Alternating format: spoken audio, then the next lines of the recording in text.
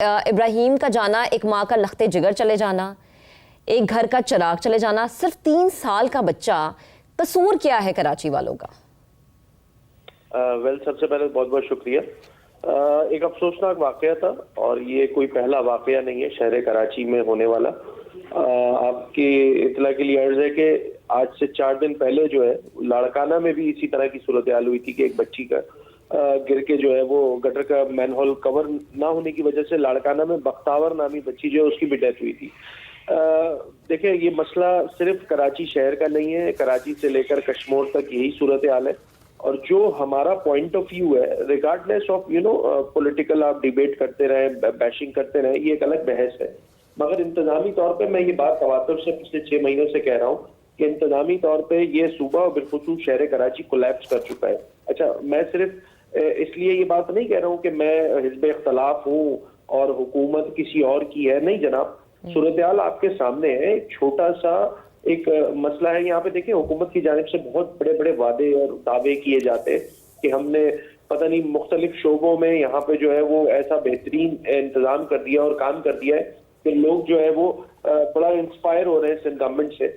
इनकी सारी बातें एक जगह, और दूसरा पहलू ये है कि इस शहर में जो कि मेट्रोपॉलिटन सिटी है, रेवेन्यू इंजन ऑफ पाकिस्तान है, सिंध का पूरा बजट का 98% बनता ही सिर्फ इस शहर से।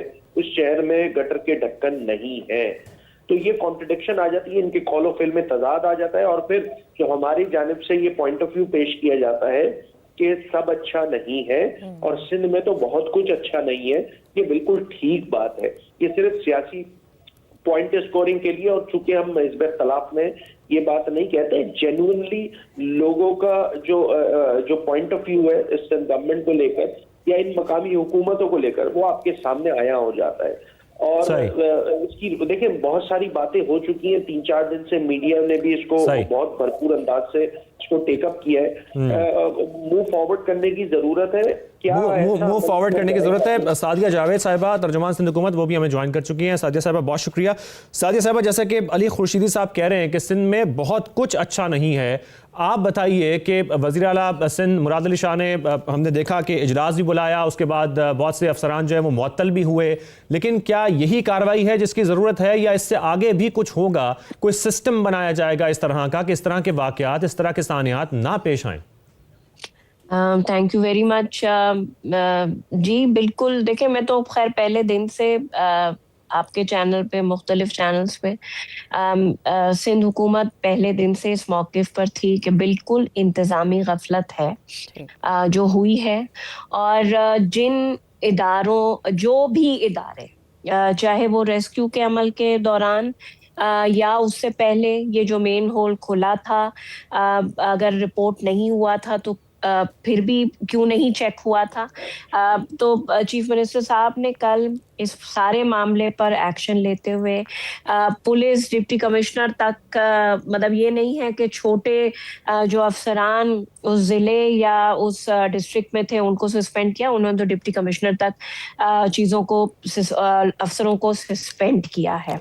लेकिन सादिया साहबा, ये सस्पेंड तक बात रहेगी या इससे आगे भी जाएगी? नहीं जी, इससे आगे बिल्कुल जाएगी। उन्होंने जो कल इजलास चीफ मिनिस्टर्स हाउस में हुआ है, उसमें उन्होंने ये बात वाज़ेह की है कि 24 घंटे में मुझे मैकेनिज्म दिया जाए जहां जहां जो मेन होल्स, क्योंकि देखें बहुत बड़ा शहर है, मतलब कोई कराची पाकिस्तान का दिल है, बिल्कुल बहुत बड़ा शहर है, बहुत बड़ी आबादी है। कराची में पॉपुलेशन इन्फ्लक्स बहुत बड़ा है। तो उन्होंने ये कहा है कि जी मुझे मैकेनिज्म बना के दिया जाए कि ये शिकायत और आइंदा इस तरह का हादसा पेश नहीं आएगा। और फिर उन्होंने इस बारे में वो किया है। इसके अलावा लोकल गवर्नमेंट के मिनिस्टर नासिर हुसैन शाह साहब ने असेंबली फ्लोर पे भी ये बात की है। और आज उन्होंने फिर इजलास किया है कि मैं एक कमेटी जिसमें सिविल सोसाइटी मेंबरान, जो भी पॉलिटिकल फोर्सेस कराची के स्टेक होल्डर्स हैं, वो उन सब पे मुश्तमिल कमेटी बनाऊंगा। सादिया साहिबा, लेकिन फिर सवाल तो ये भी उठता है ना, चले कमेटियां भी बन गई, नोटिस भी ले लिया, मैकेनिज्म भी मांग लिया, जिस माँ का लखते जिगर चला गया उसका क्या है। लेकिन हम ये तभी क्यों जागते हैं जब कोई वाकया हो जाता है? अली खुर्शीदी साहब, होश तभी क्यों आता है, आंखें तभी क्यों खुलती है जब कोई गटर में गिर जाता है, जब कोई टैंकर के नीचे आ जाता है, उससे पहले क्यों नहीं आता? ये मेरे ख्याल से हमारे पाकिस्तानी जो हम सारी पूरी पाकिस्तानी कौम है, ये शायद हम सबका जो है ये एक तौर तरीका बन गया। खासकर जो हुकूमत होती है वो प्रोएक्टिव अप्रोच नहीं होती, पहले से तैयारी वाला सिलसिला नहीं है। देखें इन सारी सूरत हाल जो आपके सामने बनी है, दुनिया ने देखा, मीडिया ने इसको टेकअप किया इशू को, ये इसके साथ जो इकदाम हुए हुकूमत के वो तो बता दिए तर्जुमान ने कि हमने जी सस्पेंड कर दिया, बट इसको सस्टेनेबल बनाने के लिए मैं तो कहता हूँ चले इधर से ही स्टार्ट कर लें, इस वाक़े से ही स्टार्ट कर लें कि खुदारा आगे ऐसा ना हो। उसके लिए कुछ इफेक्टिव मेजर्स और लेने की जरूरत है। बदकिस्मती ये है इस शहर की कि टेंटेटिव यहाँ पे नंबर्स बताए जाते हैं कि लगभग 3 लाख मैन होल्स हैं जिसपे कवर्स लगाने। देखिए कितना अफसोस की बात है कि हमारे पास मैन होल के भी सेंसस नहीं मौजूद है। अच्छा, क्यों नहीं है ये सारा सिलसिला? ये इसलिए नहीं है क्योंकि जो कराची में स्ट्रेटेजिक जो मास्टर प्लान है, जिसको खुद गवर्नमेंट ऑफ सिंध ने 2018 में गजट किया है, उस पर इम्प्लीमेंटेशन यही मौजूदा हुकूमत करने को तैयार नहीं है। करती क्या है उस पर कि एक नया मास्टर प्लान या एक कराची को 2047 के नाम से एक नई थीम दे दी जाती है। ओ भाई, जो प्लान आपने 2018 में खुद गवर्नमेंट ऑफ सिंध ने नोटिफाई किया है, गजट किया है, उस पे अमल दरामद आज तक क्यों नहीं हो सका? ये सवाल देखिए गवर्नमेंट ऑफ सिंध से ही बनेगा। इन सबका जो रूट कॉज है ना, जो आप अपने इंट्रो में भी जो रिपोर्ट दिखाई गई कि जब हम खुदाई कर रहे तो अंडरग्राउंड यूटिलिटीज बहुत ज्यादा है।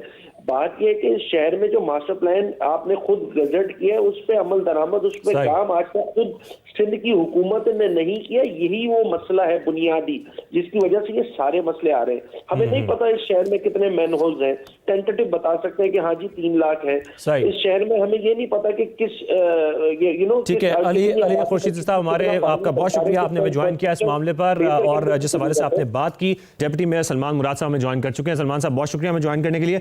सलमान साहब, मैं यही सवाल आपकी तरफ लाऊंगा, जो होना था वो हो गया और इंतहाई अफसोसनाक है ये 24 अफराद इसी साल मैनहोल में गिरकर या नालों में गिरकर जान से भी गए हैं, 4 बच्चों समेत। और मैं आपसे यही समझना चाहता हूं कि जो रेस्क्यू का निज़ाम है, चले मैनहोल्स तो खुले हैं, नाले खुले हैं, उस पर काम किया जा रहा है, नहीं हो रहा वो एक अलग बहस है, लेकिन रेस्क्यू का जो निज़ाम है वो इतना सुस्त क्यों है कि 12-14 घंटे लग गए नन्हे इब्राहिम को उस नाले में से निकालने में? इस पर आप क्या कह सकते हैं? इंस्पेक्शन टीम कितनी बार ये सर्वे करती है, देखती है जाकर कौन से मैन होल्स, कौन से नाले खुले हैं, उनको बंद करने की ज़रूरत है?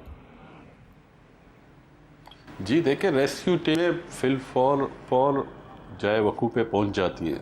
उस एक्सीडेंट्स में आपने देखा कुछ शर पसंद अनासरों की वजह से डिले हुआ प्रोसीजर, मगर टीमें वहाँ मौजूद रही। वहाँ पे KMC के अमले के ऊपर तशद्दुद किया गया, मशीनरी को आने नहीं दिया गया, तो ये सारी चीज़ें मौजूद हैं। तो इसलिए जिसकी नेगलिजी थी, SSP को भी सस्पेंड कर लिया गया, डिप्टी कमिश्नर को किया गया, वाटर बोर्ड की इंतज़ामिया को किया, KMC के अमला को किया, जिनकी भी थी। अब इंक्वायरी होगी, जो भी पाया जाएगा उस पर सख्त एक्शन लिया जाएगा। सलमान साहब, हम इससे होता हुआ नजर आएगा। एक लाइन क्लियर कर दी गई है